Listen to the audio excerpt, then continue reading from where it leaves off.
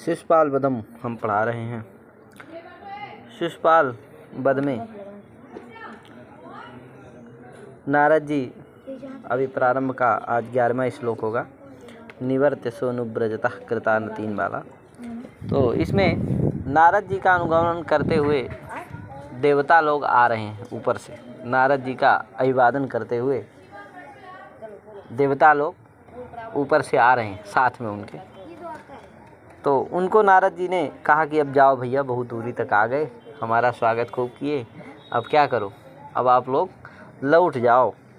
तो ऐसे कुछ और नारद जी जो है द्वारिका में नारद जी का आगमन हुआ कृष्ण जी के भवन में। वो भवन कैसा था, तो ये सब सारी चीज़ें इसमें इस श्लोक में बताई गई हैं। इस पर हम चर्चा करने जा रहे हैं। तो श्लोक है निवर्त्य सोनुव्रजतः कृतानतीन् अतीन्द्रियज्ञाननिधिर्नभः सदः समासदत् सादित दैत्य संपदः पदम महेन्द्रालय चारुचक्रिणः। निवर्त्य सो अनुव्रजतः कृतानतीन् अतीन्द्रियज्ञाननिधिः नभः सदः समासदत् सादित दैत्य संपदः पदम महेन्द्रालय चारु चक्रिणः। ये इसको आप ऐसे बोल सकते हैं। तो निवर्त्य माने का होता है निषिद्ध, है कि निषेध करते।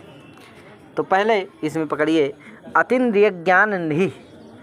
अतीन्द्रिय ज्ञान निधि अर्थात इंद्रिया या इंद्रियम अतिक्रांता अतीन्द्रिया, इंद्रियम अतिक्रांता अतीन्द्रिया, है कि नहीं। अत्यादय क्रांतद्यर्थे द्वितीय से समास हुआ है।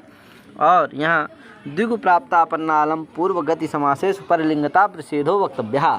इस वार्तिक से परलिंगता का प्रतिषेध होने से, विशेष लिंगता होने से अतीन्द्रिया ऐसा बन गया है कि नहीं।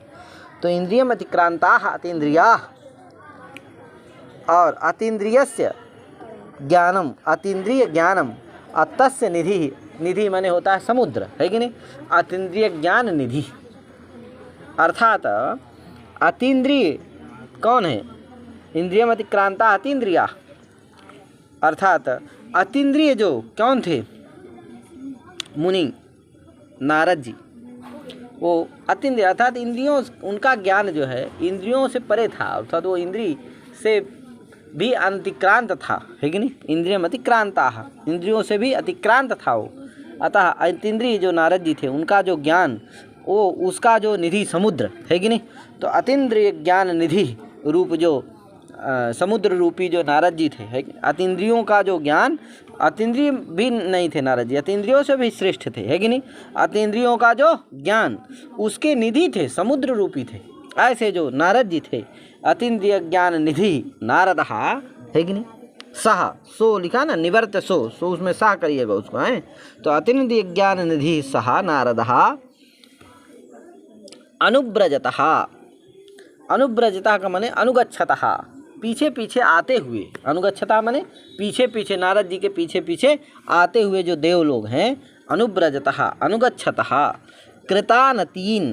कृतानतीन् माने कृत प्रणामान, कृत प्रणामान अर्थात जो प्रणाम किए हुए हैं, कर चुके हैं, ऐसे जो देव हैं उनको क्या किया, निवर्त्य और नभः सदा। ये 3 विशेषण हैं, अनुव्रजतः, कृतानतीन् और नभः सदा।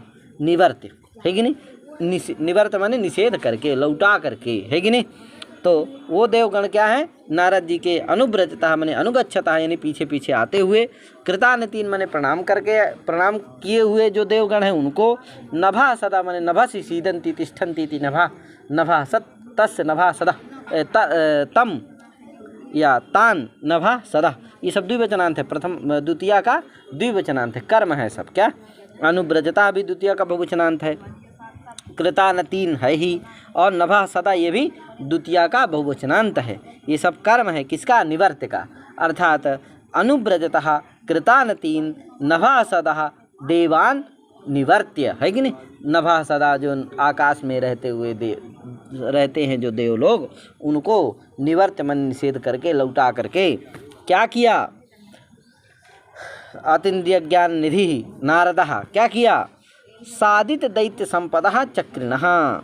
पदम महेंद्रालय चारु पदम समासदत, है कि नहीं।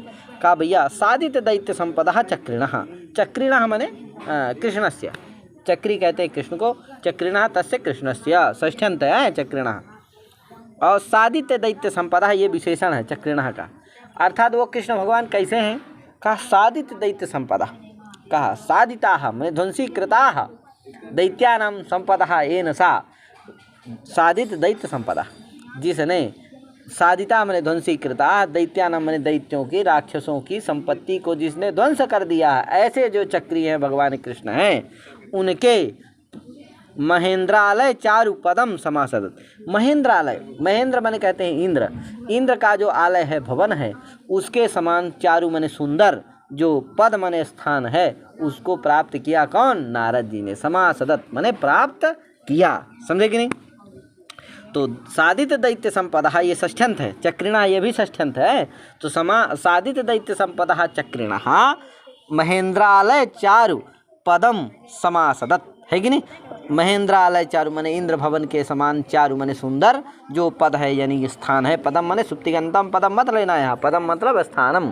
तो महेंद्रालय के समान यानी इंद्र भवन के समान जो चारु सुंदर है पद, पदम माने स्थानम, ऐसे स्थान को, द्वारिका नगरी को क्या किया, समासदत माने प्राप्त किया। तो इसमें जो है नति नति यहाँ पद दो बार अनुवृत्ति होने से, पदः पदम यहाँ भी अनुवृत्ति होने से क्या है, छः का अनुप्रास है, और अन्यत्र वृत्ति अनुप्रास होने से सृष्टि अलंकार भी है इसमें। तो इस तरह से इसको आप समझ सकते हैं, जान सकते हैं।